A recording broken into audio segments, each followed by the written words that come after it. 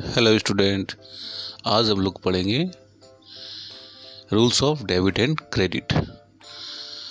Debit और debit credit accounts के लिए उतना ही ज़रूरी है जितना कि किसी भी काम करने के लिए या किसी भी चीज़ होने के लिए उसका एग्जिस्टेंस का होना। अकाउंट का एग्जिस्टेंस जो है वो डेबिट क्रेडिट से ही है। अब यहाँ पर डेबिट और क्रेडिट को कैसे समझते हैं और इसको किस तरह से हम लोग को किसी भी अकाउंट्स को डेबिट या क्रेडिट करना है, इसे हम लोग अब स्टेप बाय स्टेप करके समझेंगे। In order to decide when to write on the debit side and when to write on the credit side of an account, there are two approaches. ये दो अप्रोचेस है कि अब अकाउंट्स को जो debit side किसे करना है और क्रेडिट साइड किसे करना है। इस अप्रोच में है आपका है अमेरिकन अप्रोच और मॉडर्न अप्रोच, और दूसरा है इंग्लिश अप्रोच और ट्रेडिशनल अप्रोच। यहाँ पे अमेरिकन अप्रोच और इंग्लिश अप्रोच जो है ये दोनों में डिफरेंस है।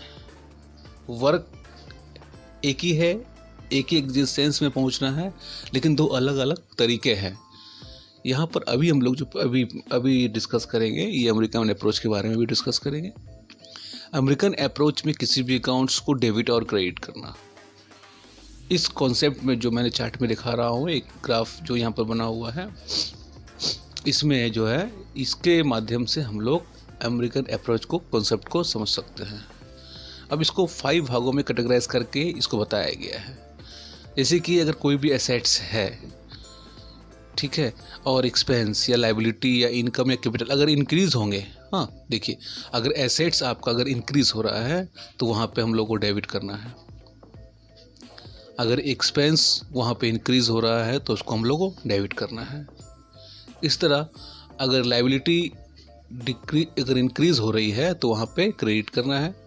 इनकम अगर इंक्रीज हो रही है वहाँ भी क्रेडिट करना है, और कैपिटल जहाँ पे इंक्रीज हो रही है वहाँ भी क्रेडिट करना है। ठीक इसके रिवर्स में अगर डिक्रीज होती है तो एसेट्स अगर डिक्रीज हो रहा है तो उसे हम लोग को क्रेडिट करना है। एक्सपेंस अगर डिक्रीज हो रहा है तो वहाँ पे क्रेडिट करना है। लायबिलिटी अगर डिक्रीज हो रहा है तो वहाँ पे डेबिट करना है।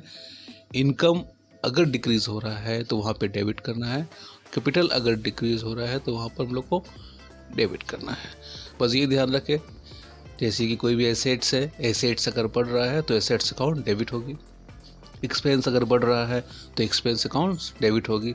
लायबिलिटी अगर बढ़ रही है तो लायबिलिटी की जो भी अकाउंट्स होगी वो क्रेडिट होगी।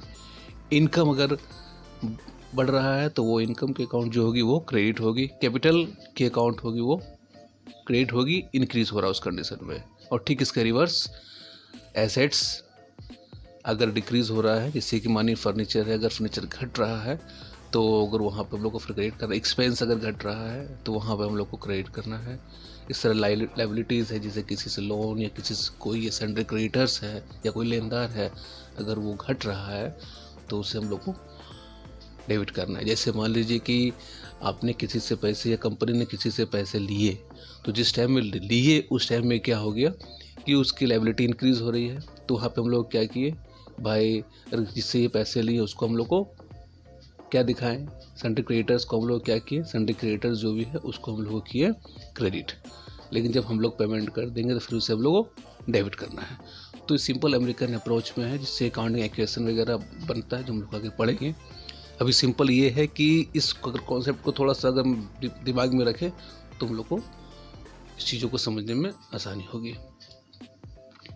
अब देखिए, जो इंग्लिश अप्रोच है वही अप्रोच जाना जाता है डबल एंट्री सिस्टम के नाम से।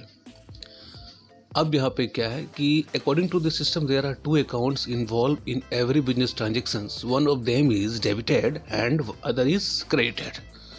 देखिए यहाँ भी वही चीज़ है कि इसमें जो भी अकाउंट्स है उसमें दो एस्पेक्ट हो है, 2 अकाउंट्स इन्वॉल्व हो रहे हैं, जिसमें एक को डेबिट करना है और एक को क्रेडिट करना है। According to this system every business transaction effect at least 2 account in opposite direction. ठीक है भाई, क्या तो आएगा क्या तो जाएगा, एक मतलब ये अपोजिट डायरेक्शन में ये काम करेगा। जैसे कि अब देखिए, अगर कोई फर्नीचर है, if the furniture is purchase in the business, furniture is increase but where is the cash is decrease. अगर फर्नीचर इंक्रीज हो रहा है तो फर्नीचर को डेबिट किए हम लोग। फर्नीचर एसेट्स है, एसेट्स को वहाँ भी अगर हम लोग देखेंगे, अमेरिकन अप्रोच में भी अगर हम लोग देखेंगे तो फर्नीचर अगर बढ़ रहा है तो हमको डेबिट करना है।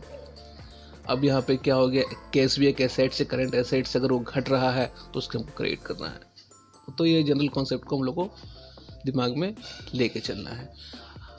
अब डबल एंट्री को समझने के लिए एक आप लोग के हेल्प के लिए तो एक बहुत ही कम कंटेंट में मैंने एक स्लाइड बनाई है, इसको आप देखिए। और फिर अब जैसे ऐसे एग्जाम्पल जो भी होंगे उसको बुक एग्जाम्पल्स को आप अगर कोशिश करिएगा, प्रैक्टिस करिएगा, तो वहाँ पे आप लोग को समझ में आएगी। देखिए, इसी जो रूल्स मैं बताने जा रहा हूँ, इसी रूल्स को अकाउंट्स में गोल्डन रूल बोला गया है। ये जो अकाउंट्स के हर बच्चे को पता है कि व्हाट इज़ गोल्डन रूल।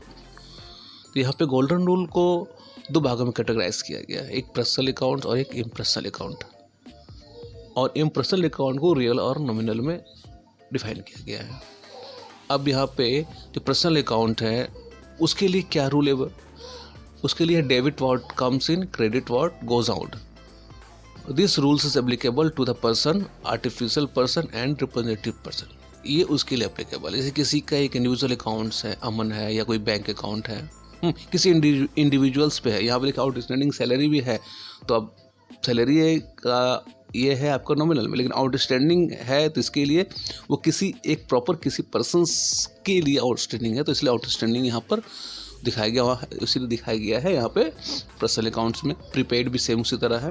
तो इसमें अगर अधिक डिस्कशन करेंगे तो फिर थोड़ा सा कन्फ्यूजन आप लोग पैदा होगी, इसलिए इसको एक अधिक डिस्कशन नहीं करेंगे। अब इतना ध्यान रखिए कि अमन, राम एंड सन्स, या कोई भी हैप्पी स्टोर, XYZ स्टोर, या बैंक, आउटस्टैंडिंग सैलरी, मतलब the rule is applicable to the person, artificial person and representative person। Artificial ये पर्सन, आर्टिफिशियल पर्सन और रिप्रेजेंटेटिव पर्सन्स पे ये रूल को हम लोग को अप्लाई करना है, इसको आप ध्यान रखेंगे, ठीक है। अब इम्पर्सनल अकाउंट में आते हैं, जहाँ पे रियल अकाउंट है। रियल अकाउंट में क्या है, debit the receiver and credit the giver.